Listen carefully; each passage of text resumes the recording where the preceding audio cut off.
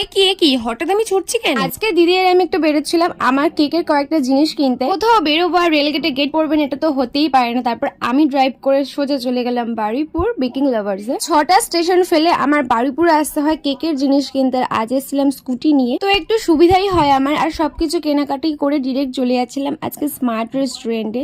অনেকদিন পরে এসেছি স্মার্ট রেস্টুরেন্ট। আগে তো প্রায়ই আসতাম, এখন একটু কাজের চাপের জন্য আসা হয় না। তো এখানে দেখছিলাম যে কি কি নেওয়া যায়। প্রথমে ভাবলাম যে মোমো নেবো, তারপর ভাবলাম যে না, fried rice chilli chicken try করা যাক আজকে। আর খাবার অর্ডার দেওয়ার পরে এই যে ওয়েটিংটা একদমই ভালো লাগে না, তাই একটু নাটক করে পোজ দিচ্ছিলাম। আর পোজ দিতে দিতেই আমাদের খাবার চলে আসে। উফ, এই কম্বিনেশনটা তো একদম আহা লাগে। দিদির বিল পেমেন্ট করার পর আমি ছুটতে ছুটতে যাচ্ছিলাম মেজো মেশিদের বাড়িতে, কারণ অনেকটাই রাত হয়ে গেছিল, প্রায় 10টা বেজে গেছিল। তাই তাড়াতাড়ি করে বেরিয়ে বাড়িতে এসে আমি এখানে বানাচ্ছিলাম কেক। রাত 12টার সময় আমি এখানে কেক রেডি করছি। তো আমি কেক বানাই, তোমরা সাবস্ক্রাইব করে দাও। চলো বাই।